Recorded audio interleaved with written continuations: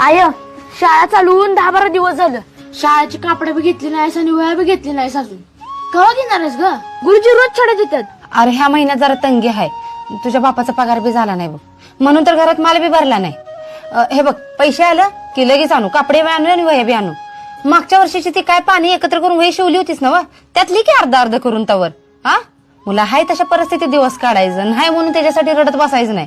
अगं आया, त्या शुभाच्या बापानं त्याला कापडं घेतली, वया घेतल्या, रेनॉटचा पेन बी घेतलाय. आपल्या आप्पाकडे कायम पैसेच नसतात. इजा, असं दुसऱ्याची बराबरी करायला जाऊ नकोस हा. मग हाय का नाही त्यात बी सुख वाटत नाही बघ मग. आणि तुझ्या बापाची बराबरी तर कुणा संगच करू नकोस.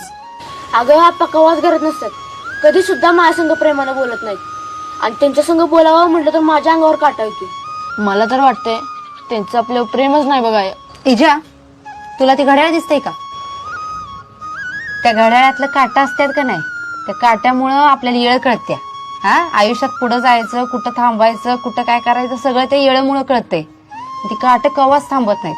त्याची जी टक टक टक असते का नाही, ती आपल्याला थंड कवाच बसू देत नाही. आणि ती घड्याळाचं काट म्हणजे आई असते. हा, पण ती घड्याळ चालवायसाठी त्या घड्याळाच्या मागं शील असते ती का नाही, ती शील कवाच दिसत नाही. त्या घड्याळाच्या मागं असते ती, भीतीला चिकटून असते ती. तसं आपला बाप कामाला चिकटून असते, ते आयुष्यात कवाच दिसत नाही.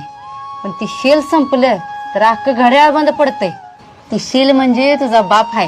त्यो असला तरी कुणाला दिसत नाही, पण त्यो जेव्हा नसेल का नाही, सगळं अख्खच्या अख्खं घड्याळ बंद पडेल. म्हणजे आपलं आयुष्य बंद पडेल. कळतंय का तुला?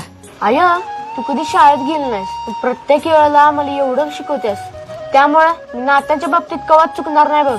आणि आयुष्यात चुकून मी मागं पडणार नाही. खरंच मी लय नशिबवान आहे बघ, मला तुझ्यासारखी आई मिळाली.